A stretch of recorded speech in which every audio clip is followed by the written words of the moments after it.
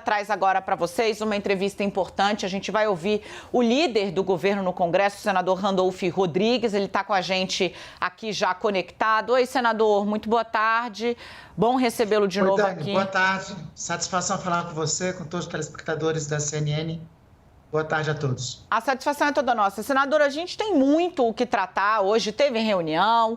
O senhor falou sobre a expectativa do governo de encerrar esse ano com os juros mais baixos. A gente tem o mês do 8 de janeiro e tem as críticas, né? A oposição, que acabou tendo a sua atuação muito eclipsada nesse início de governo pela face exposta pelos radicais no dia 8 de janeiro, foi um verdadeiro tiro no pé para quem estava tentando organizar ali a oposição responsável, né? O que apareceu foi essa horda golpista. Mas a oposição começa a ensaiar um discurso de que o governo Lula está com o olho no retrovisor. Só fala do Bolsonaro, só fala do 8 de janeiro, critica, ataca o que foi feito, mas não aponta para frente. A minha pergunta para o senhor é: até onde o governo ou a base do governo aposta nesse processo de repassar o que aconteceu para talvez explicitar o que recebeu e o que encontrou quando chegou ao poder? E a partir de quando a gente deve ter uma agenda 100% voltada para o futuro? De imediato, Dani. É essa a determinação do presidente da República, é essa a determinação de todos nós. Nós, desde o início, deixamos esses fatos do último dia 8 de janeiro a cargo das instituições que estão funcionando. Porque desde o dia 1º de janeiro, há de convir que tem um país em que as instituições voltaram a funcionar. Desde o dia 8, nós entregamos esses fatos para apuração por parte da polícia, para apuração conduzida pelo senhor ministro da Justiça, para as denúncias que correm no âmbito da Procuradoria-Geral da República e para o inquérito dos atos antidemocráticos presidido pelo ministro Alexandre de Moraes. O que ocorre é que no passado a reação democrática que existia ficava apenas singularizada e isolada na atuação do ministro Alexandre de Moraes no âmbito dos atos antidemocráticos. A partir do 1º de janeiro e, sobretudo, a partir dos atos criminosos, como você muito bem destacou, e terroristas do dia 8, começamos a ter uma ação institucional de combate a isso. A Polícia Federal passou a atuar nesse sentido. Toda semana vocês estão noticiando ações e operações de prisão de executores, de mentores e de financiadores dos atos. O Supremo Tribunal Federal, no âmbito do inquérito dos atos antidemocráticos, passou a ter o apoio institucional do Ministério da Justiça e da Polícia Federal. No âmbito militar, inquéritos policiais militares estão sendo instaurados. Ainda no âmbito civil, ainda ontem, nós tivemos a prisão, pelo menos de 4 policiais militares denunciados ou envolvidos nesses eventos. Então, desde o dia 8, para nós, isso aí é um caso da polícia. Isso é um caso para ser cuidado pela Justiça. A agenda que nós queremos é a agenda para a reconstrução do Brasil, que não é uma agenda simples. Por isso que, via de regra, nós falamos. Não é à toa o que aconteceu nesse país. Nós, só de vítimas de Covid, nós tivemos 11% dos que morreram no mundo, enquanto a nossa população é de 2,3%. Na área da cultura, houve um desmanche de todas as políticas culturais. Nós recebemos o país no âmbito de uma grave crise econômica e com 33 milhões de brasileiros passando fome. Então, obviamente, esse é o passivo que nós temos uma agenda ao Congresso Nacional, orientada pelo presidente e pelo seu governo, para já começarmos a enfrentar a partir de agora. Vamos falar de juros, vamos falar de Banco Central. Isso tomou as manchetes aí durante toda a semana. Luiz Inácio Lula da Silva não está escondendo de ninguém que tem desconfiança a respeito de uma atuação política, talvez, do presidente do Banco Central, que foi nomeado homem de confiança de Paulo Guedes e de Jair Bolsonaro, Roberto Campos Neto. Qual é o limite da atuação da política e qual é o limite da pressão que o Lula pode fazer para tentar fazer com que o Banco Central acompanhe a expectativa do governo, ou seja, reduzir juros para evitar a contração ainda maior da economia? Dani, eu te agradeço, você está colocando as coisas no devido lugar. O debate que a gente quer travar com a sociedade brasileira é o debate sobre a mais alta taxa de juros do planeta nesse momento, 13,75%. Veja, a segunda taxa de juros do planeta é a da Turquia e é de 9%, com inflação acima de 50%. Há algo de muito errado quando em um país nós temos uma taxa de 13,75%, com inflação de 6%, 7%. Eu não estou dizendo que a inflação está baixa, a inflação está alta, mas os signos não batem.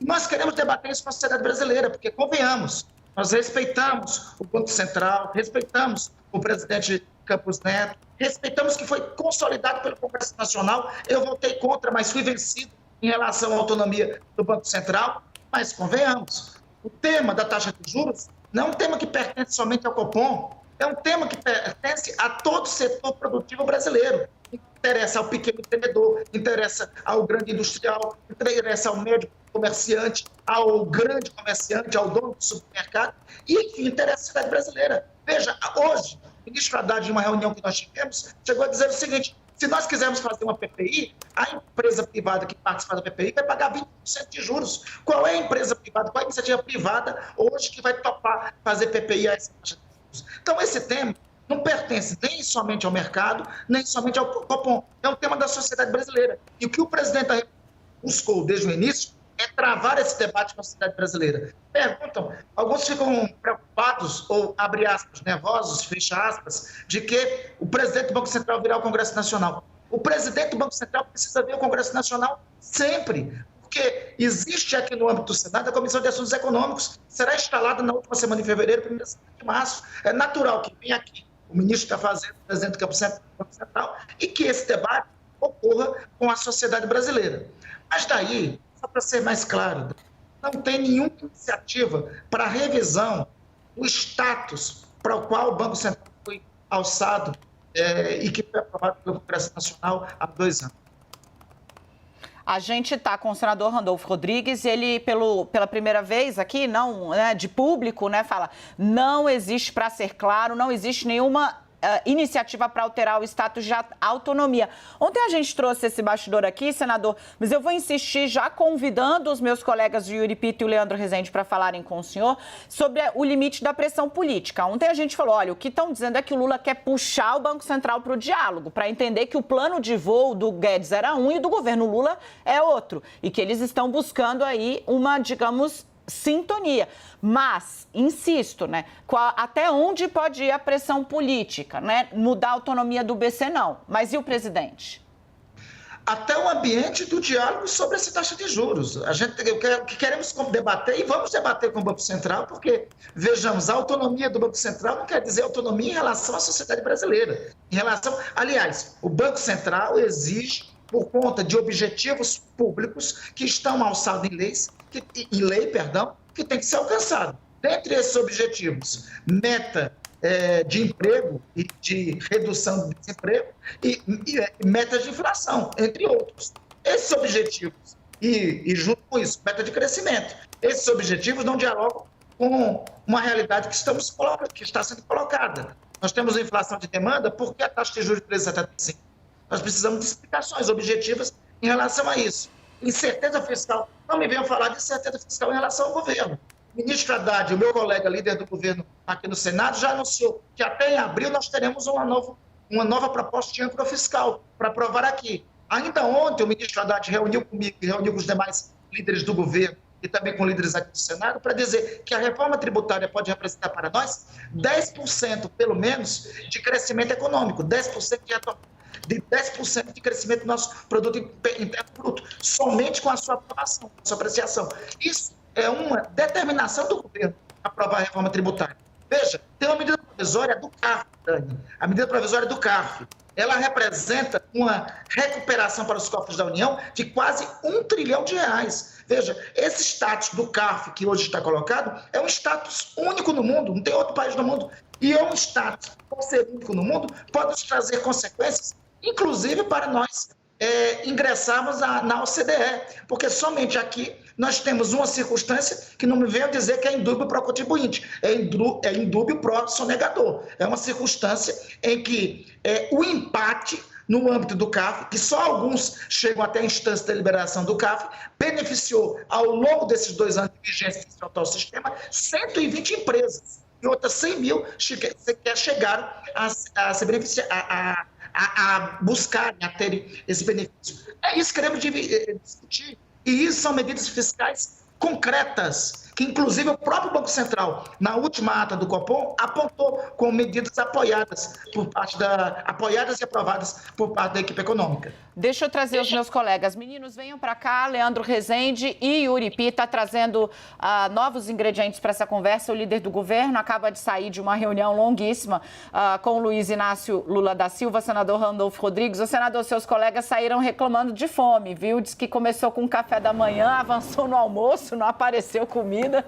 Aí o pessoal saiu bravo. Vem para cá, Leandro, Yuri e Dani, eu me incluo no rol dos que reclamaram. O café foi muito cedo e o almoço demorou a chegar. Eu não teve. Pois é, essa foi a grande unanimidade da reunião, né, senador? Boa tarde, obrigado por estar mais uma vez com a gente. Deixa eu seguir nessa toada em relação à política de juros e a esse debate que, como o senhor disse, o governo quer fazer com a sociedade sobre a política de juros, o que está sendo adotado pelo Banco Central e a autonomia, independência que a autarquia deve ter. Existe uma avaliação, na sua avaliação, porque de relatos que tive dessa reunião, mantido o patamar de juros nesse nível dos 13,75%, num período de tempo longo, até o fim do ano, ou eventualmente avançando ao longo do ano que vem, poderia inviabilizar as entregas econômicas do governo federal. Na sua avaliação e na avaliação dessa reunião, esse patamar alto de juros é mais do que uma necessidade monetária, acaba sendo também uma atuação política que pode boicotar ou prejudicar a atuação do governo? É uma necessidade da sociedade brasileira, como você muito bem coloca, Yuri.